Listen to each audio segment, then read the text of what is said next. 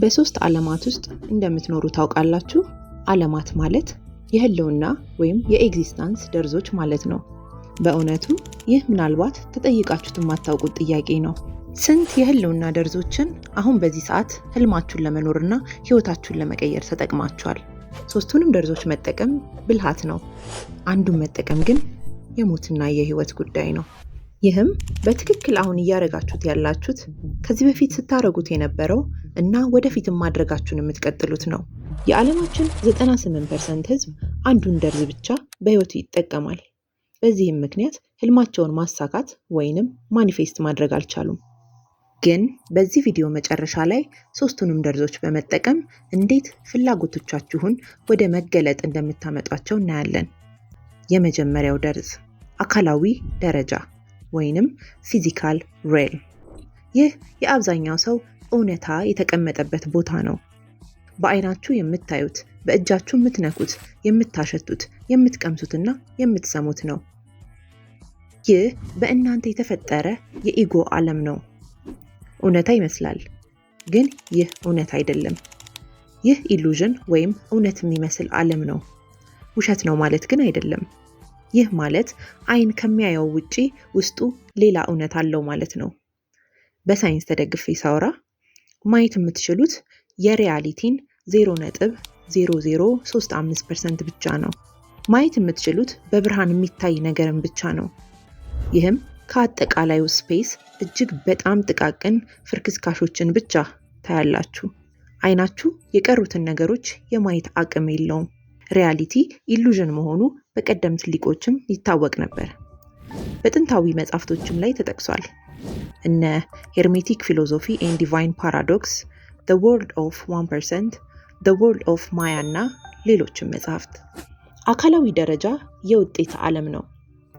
ሁሉም ያመጣችኋቸው ውጤቶች ስኬት፣ ውድቀት፣ ረሃብ፣ ሀብት፣ ጤና፣ በሽታ በሰው ልጅ አእምሮ ውስጥ የተፈጠረው ዓለም ስጋ ለብሶ የሚሄድበትና የሚታይበት ቦታ ነው። ሀሳቦቼ ከየት ነው የሚፈልቁት? ሁሉም ሀሳቦች የኔ ናቸው? በጣም ታላላቅ ሰዎች ኢንተርቪው ላይ ሲጠየቁ ሰምታችኋል? እንዴት ይህ ሀሳብ ሊመጣልህ ቻለ? የእነሱ መልስም ድንገት መጣልኝ፣ በቃ መጣልኝ። ከየት መጣልህ? እንኳን ወደ ሁለተኛው ደረጃ መጣችሁ፣ የአእምሮ ደርዝ ወይንም ሜንታል ሪያል። እዚህ ውስጥ ታይም ወይንም ጊዜ የሚባል ነገር የለም። ምክንያቱም ጊዜ የአካላዊ ደርዝ ኢሉዥን ነው። ሁሉም ሀሳብ በሁሉም ጊዜ እዚህ ቦታ ላይ ይገኛል፣ ልክ እንደ ታይም ትራቭል ማሽን። ይህ የአእምሮ ደርዝ የምክንያት ዓለም ነው። የሪያሊቲ ወይንም እውነታ ጽንስ የሚፈጠርበት ቦታ የሚገኘውም በድብቁ አእምሯችን ውስጥ ነው። ሁሉም የምታውቁት ውጤት ሀብት፣ ዝና፣ ውድቀት፣ ረሃብ፣ ጤና፣ በሽታ ሁሉም የሚፈጠርበት ቦታ ነው። ይህ ደርዝ ዘር የሚዘራበት ቦታ ነው። እርሻ በሉት። አስታውሱ፣ ሁሉም የምታዩት ውጤት መጀመሪያ ሀሳብ ነበር። ስዕላዊ ሀሳብ ወይንም ኢማጂኔሽን። አሁን የምንራመድበት ዓለም ማለት ወደ መገለጥ የመጣ ኢማጂኔሽን ማለት ነው። ማኒፌስቴሽን ማለት በአጭሩ አካላዊ ለውጥ ማለት ነው። ሀሳብ ወደ ጠጣርነት የሚቀየርበት ስቴት፣ ልክ ውሃ ወደ በረዶና ወደ እንፋሎት እንደሚቀየረው ማለት ነው። ሶስቱም አንድ ናቸው።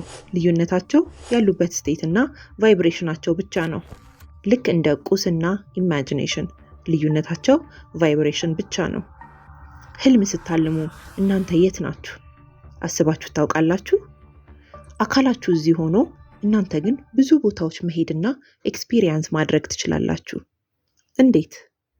እንኳን ወደ ሶስተኛው ሪያል ወይንም ደርዝ በሰላም መጣችሁ። መንፈሳዊ ደርዝ ወይንም ስፒሪቹዋል ሪያል። ይህ መንፈሳዊ አካላችሁ የሚገኝበት ደርዝ ነው። ይህ ቦታ ሪያሊቲንና የፈጠረንን አካል ወይንም ፈጣሪን የሚያገናኝ ቦታ ነው። በዙሪያችሁ ካሉ ሰዎችና ከፈጣሪ ጋር የምትገናኙት በዚህ ደርዝ ነው። ልክ የሞባይል ወይንም ላፕቶፕ ዲቫይስ ከተመሳሳይ ዋይፋይ ኔትወርክ ጋር እንደሚገናኘው። ለዚህ ነው ሁሉም ሰው ከእናንተ ጋር አንድ የሆነው። ካጠገባችሁ ቆሞ የምታዩት ማንኛውም ሰው እናንተ በተለየ ፊዚካል ኤክስፕሬሽን ወይንም አካላዊ ገጽታ ቆማችሁ ማለት ነው። ልክ በተለያዩ ሃይላንዶች እንደታሸገ ውሃ ቀይ፣ ሰማያዊ፣ ቢጫ የተለያዩ ቀለም ያላቸው ውጫዊ ነገሮች፣ ውስጡ ግን አንድ ነው። ውሃ። ይህ እርስ በርስ የተያያዝንበት ውሃ ነው መንፈሳዊ ደርዝ የሚባለው። ከኢሉዥን በላይ የሆነ እውነት። ይህ መንፈሳዊ ደርዝ እውነተኛው እናንተ ወይንም አንተ የምትገኝበት ቦታ ነው። የማትሞተው አንተ፣ ሁሉን የምትችለው አንተ። ይህ መንፈሳዊ ማንነት እንዲገለጥ አካላዊና አእምሮአዊው አንተ መድከም አለባችሁ። ልክ ስንተኛ እንደሚሆነው ማለት ነው። አካልና አእምሮ ሲደክም መንፈስ ኃይል ያገኛል። ወደ ህልምና ወደ ተለያዩ ኤክስፒሪየንሶችም ይወስደናል። በዚህ ቪዲዮ መጀመሪያ ላይ የዓለማችን 98% ሰው የሚጠቀመው አንደኛውን ደርዝ ብቻ ነው ብያለሁ። ከዚህ ውስጥ አንዱ መሆናችሁን ወይንም አለመሆናችሁን ለማረጋገጥ ስሙኝ። እጅግ በጣም ስራ የሚሰሩ ሰዎች አሉ። ቀኑን ሙሉ በስራ የሚያሳልፉ፣ በሳምንት ከ60 ሰዓት በላይ የሚሰሩ፣ አጥንታቸው እስኪደክም መራመድ እስኪያቅታቸው። ይህ ወጥመድ ነው። አንዳንዶች ሪያሊቲ የሚቀየረው ቀኑን ሙሉ በማሰብና የምትፈልገውን ነገር በመመኘት መዋል እንጂ በመስራት አይደለም የሚሉ፣ ይህም ወጥመድ ነው። በመጨረሻም በሃይማኖት ውስጥ ሆነው ፈጣሪ ሁሉንም ያደርግልናል በማለት ቀኑን ሙሉ በእንባ የሚጸልዩ፣ ግን ስራ ለመስራት አንዳች ሞራል የሌላቸው። ኢንገስዋት ይህም ወጥመድ ነው። ጠንክሮ የሚሰራውም ጠንክሮ የሚያስበውም ጠንክሮ የሚጸልየውም ሪያሊቲን መቀየር አይችልም። አንተ እዚህ ወጥመድ ውስጥ ካለ አድምጠኝ። ምክንያቱም ቪዲዮውን ስጀምር ቃል የገባሁት ምስጢር ይህ ነው። የሙዚቃ መሳሪያዎችን እኒህ። አንድ የሙዚቃ መሳሪያ ብቻውን አንድ ዝም ያለ ድምፅ ያወጣል። ብዙ የዜማ መሳሪያዎች አንድ ላይ ግን የሚያምር ህብረ ዜማን ይፈጥራሉ። በእኛ ኬስ የዓለማት ዜማ ወይንም ዩኒቨርሳል ሲምፎኒ። ይህ የምታገኙት ውጤት ነው። አካላዊ ደርዝን በመጨመር አእምሯዊ ደርዝን በመጨመርና መንፈሳዊ ደርዝን በመጨመር። የምሰጣችሁን ቅደም ተከተል በደንብ አጢኑ። በመንፈሳዊ ደርዝ ጀምሩ። ይህ የሚጀምረው ዓለማትን የፈጠረው ፈጣሪ ውስጣችሁ እንደሚገኝ በማመንና በማወቅ ነው። ልክ ይህንን እውነት በመረዳት ሌቭል ስታውቁት ሪያሊቲን ለፈቃዳችሁ ወደሚያስገዛ ወደ ሌላ ቫይብሬሽን ይመራችኋል። ምክንያቱም በእናንተ ኢጎ የሸፈናችሁት አምላክ ውስጣችሁ ስላለ። ለእናንተ ነገሮችን የሚያከናውነው ኃይል ከእናንተ በላይ የሆነ ኃይል ነው። ይህም በመንፈሳችሁ ውስጥ አለ። ለዚህም ስር የሰደደ እምነት እጅግ አስፈላጊ ነው። ምክንያቱም እምነትና እርግጠኝነት የማኒፌስቴሽን ቁልፍ ስለሆነ። ይህን ኢንተርናላይዝ ካደረጋችሁት ወደ ሁለተኛው ቀጥሉ። አእምሯዊ ደርዝ። የምትፈልጉትን ሁሉ በአእምሯችሁ ውስጥ ተደርጎ እንደተጠናቀቀ አድርጋችሁ እዩት። ይህንን ናቪሌ ጎዳርድ አራተኛው ዳይሜንሽን ይለዋል።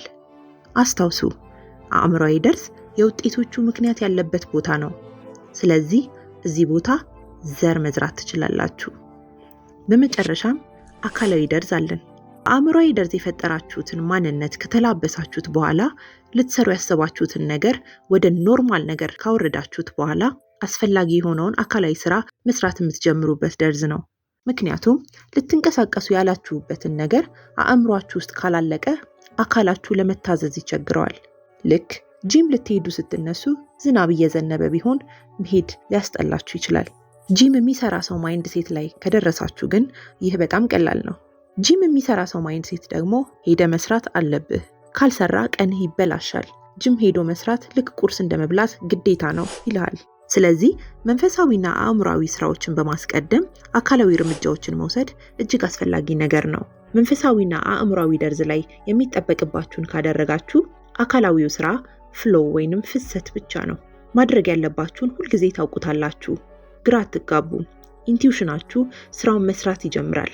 ኢንቲዩሽን ማለት ከሁለት ቃል የመጣ ነው። ኢነር ፕላስ ጋይዳንስ፣ የውስጥ ምሪት እንደማለት ነው። በእውነቱ ይህንን ቪዲዮ ስታዩ ማድረግ ያለባችሁ የተሰማችሁ ነገር ማለት ነው። እሱን ነው መከተል ያለባችሁ። ሁለቱን ደርዞች ማለትም መንፈሳዊና አእምሯዊ ደርዞችን ካከናወናችሁ አካላዊው ደርዝ ልክ እንደ ዓለማት ዜማ ወይንም ዩኒቨርሳል ሲምፎኒ እጅግ መልካም ውጤት ይሆንላችኋል።